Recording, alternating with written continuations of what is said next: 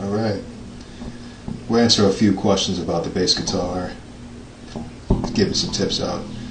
So, one thing that's super important for bass players is to know your chords and to understand your chords. So, in this case we had F sharp minor 7. To make a bass line for that, starting on F sharp, we can use the F sharp minor pentatonic.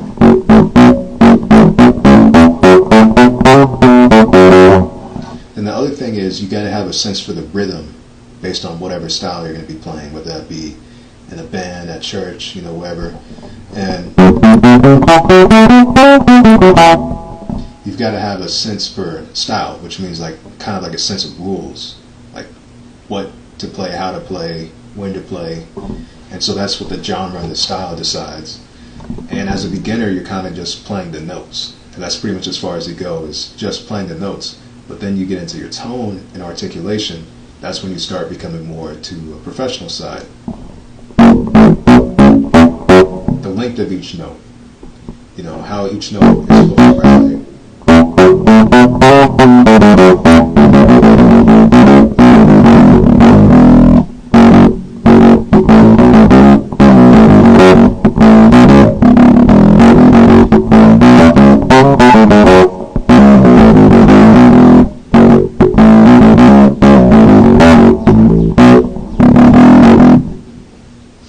It's not all about the type of bass that you have or the effects or the strings that you use, but it's really about placement of the right hand.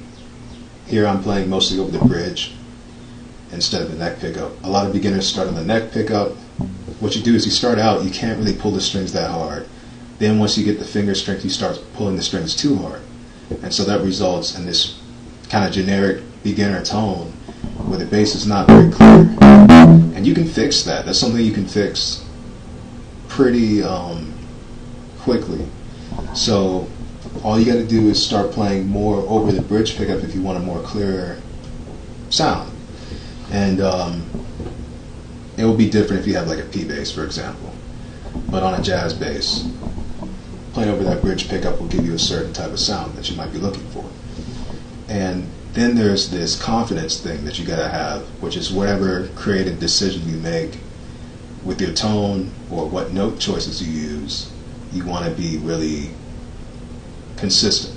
So that's what gives you your own style. And so that's hard to develop and hard to think about as a beginner because you're mainly focused on, if I could just get these notes down. And then one thing also that I've noticed with a lot of beginners is the rhythm is not there. So that helps when you learn other people's bass lines from other songs. That's going to help you with your rhythm, help you to lock it in and be very... you got to study rhythm. So you have, just like a drummer studies rhythm, they can do so many different polyrhythms on the drum kit. And when they take a solo, it's always blowing people's minds, a lot of these drummers, because they have so much in their arsenal, so many different rhythmic ideas that they can pull from. But as a bass player as well, you got to have rhythmic ideas and melodic ideas. So, you know.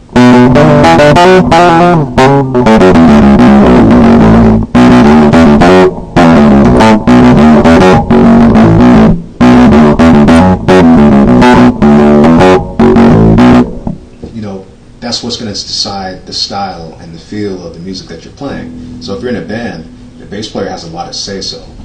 And as a beginner, you end up kind of just playing the notes. You kind of end up just...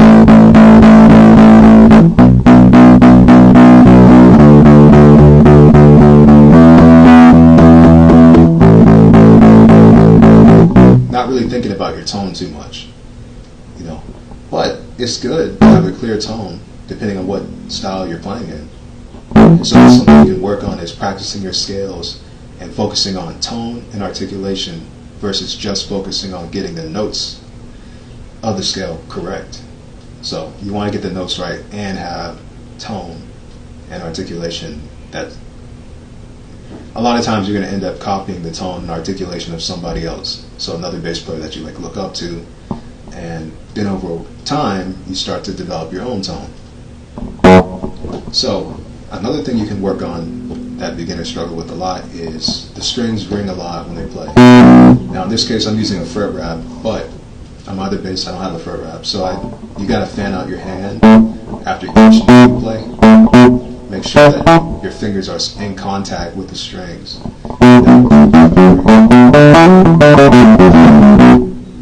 That's going to help you with having a more professional tone and sound.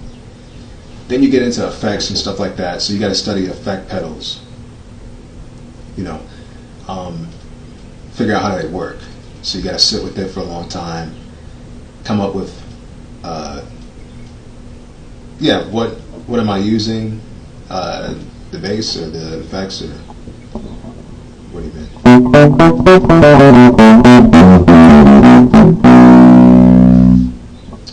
Yeah, so if we're talking about the bass, this is an MTD and Kingston, and the strings, these are Labella nylon strings. Someone has said, I want to ask if there's fun exercise for improving technique and accuracy. Really what will help is learning more songs, learning the bass line note for note, and trying to get the same tone that the person has on the recording. That will teach you how to get different tones. Then you listen to another song, the bass player has a totally different tone. You got to study you got to practice how to get that tone too. And so then once you've learned 15 songs, you've got different tones that you've worked on replicating. So not just the notes. Like when you learn a song, you don't just want to play the notes, but you want to get the same tone as the bass player on the song, and that will teach you. And eventually, then you'll have your own tone.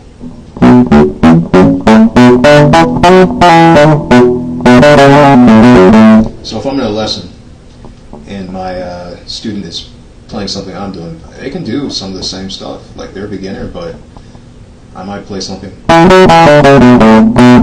They can play it. But what they won't do is copy the same tone and articulation that I'm playing with. And so that's what we work on, is making sure we're listening for the notes and the tone.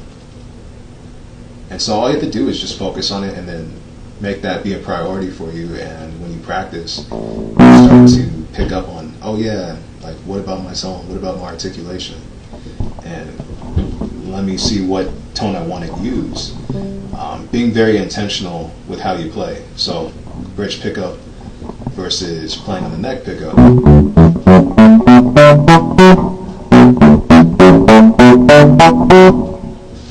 Yeah, so chords,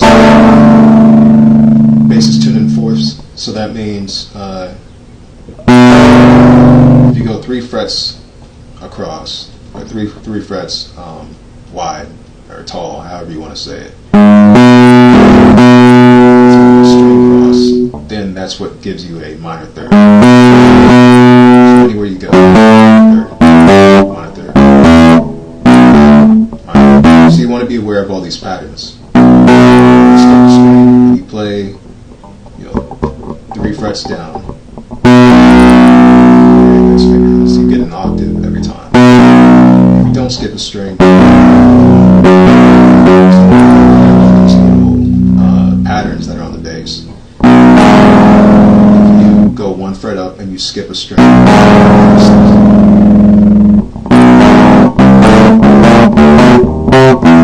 so wherever you go, if you go 1 fret down from where you started, skip a string.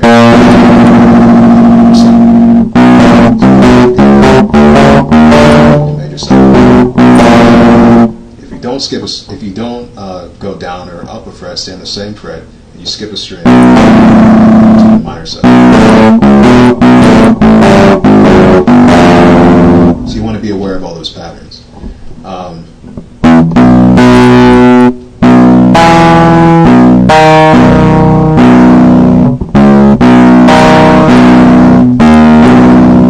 So you can also use that pattern. You skip 2 strings. down one fret. So there's so many patterns, but all you got to do is just be looking and searching for these patterns, and it will come to you. But if you're just playing just to get the notes, you know, easy way out, you're gonna miss out on all these patterns. So same thing on a guitar or any other instrument. There are different patterns that make it easy for the brain to compartmentalize this stuff. Here's a pattern. Anywhere I go, it gives me the same sound, just in a different key.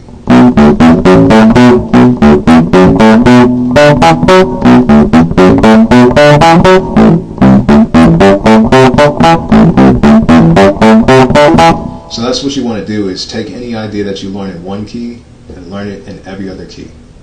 So if I have something like this, let's change the key. Change the key.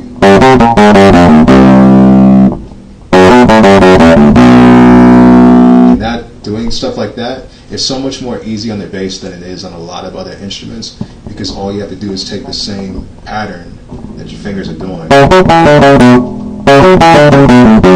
and just move it up or down a fret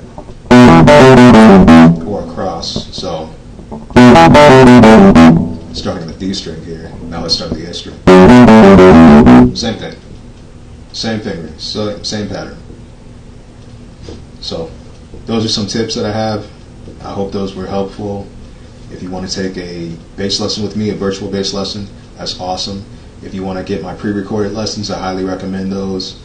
That's going to give you a really great introduction and some stuff to sustain you when it comes to understanding improvisation and things like that, being able to make your own bass lines and music theory and how it relates to the bass guitar. But I highly recommend, if you take a lesson with me, a lot of people are not very theory inclined, but I'm a person that knows the theory. So if you take a lesson with me, I'm going to be helping you with the theory side as well. And that's super important, because it's just, theory is just basically a fancy way of saying knowing what you're doing, you know. That way you can do it again. So if you play a cool lick, you want to understand, why does that work, or like what chord does this go over, you know, where can I use this in real life? The theory will help you with that. Your teacher's been trying to get you to solo with a looper on. Yeah, that's an extremely good tip, practice tip there. Trying to be creative. Yeah, so what I would do is transcribe or learn by ear some solos that other people have done. And that will give you some licks and scale ideas, pattern ideas that somebody else has already done that sound good. And then once you keep doing that, then you can start to come up with your own ideas, and it will make sense, because stylistically, like let's say in bluegrass, the solo ideas are, people are pretty much playing the same thing, but just little variations on it. So if you're playing jazz and you want to solo in a bluegrass style, you would have to like learn the whole bluegrass style again. Like you would have to start over and like learn the nuances of how to solo in a bluegrass style, you know. So let's say it's classical music, and they're writing their solo, you know, which a lot of, like a cadenza, I think it's called, in classical music, where they actually can write their own solo. You would have to be familiar with the nuances of that genre. So the lessons are $40 for the pre-recorded lessons. That's the, I think, one of the most recent posts on my page. If you look at it, it's got all the information you need right there. And then if you take a half-hour lesson with me, that's $30. If you take a hour lesson with me, that's $60. And so that will help you, the virtual lessons will help you with anything that you bring to me, and the pre-recorded lessons have their list and topics that they cover. It's on my page. Let's see. That's kind of your thought process. Just have to learn. Yeah. It just takes time. A teenager who just started playing bass like a couple weeks ago. Oh yeah, so the more bass players you listen to, just listening to bass all the time, you know, and other instruments too, like saxophone, piano, guitar. But the more you got to do like a lot of listening homework and like intentional listening. So if you listen to a song, you're listening for the bass part, and then you want to study ear training at the same time. Like if you go on YouTube and type in ear training, there's going to be videos that will help you learn that. So it's super important to know the theory so that when you listen to the music, you actually know what to listen for. You know, it's not like through osmosis it's just going to sink into your ears, but you also have to practice ear training, which would be like somebody playing a chord and you having to guess what chord it is, like major or minor. You know, that will make it so that when you learn bass lines from the recordings and you want to learn songs, it will be so much easier because you've already practiced training your ears. I've been playing in the band for quite a bit. How you can lock in with the drummer. Yeah, I would definitely go on YouTube, type in drum track, and just like practice bass lines to that drum track, because every drummer has a different style. So, or if you can record the drummer that you're working with, just them playing, so you can get used to their style. Do that, and then take it home, like put it in a DAW or something like that, so you can loop it, and then just practice to that. Your family has a band. We do a lot of classic rock. You usually play drums, but try some. Yeah. Okay. Awesome. Cool. But that's all I got for today. I appreciate y'all watching. Hope it was helpful. Thank you. Thanks.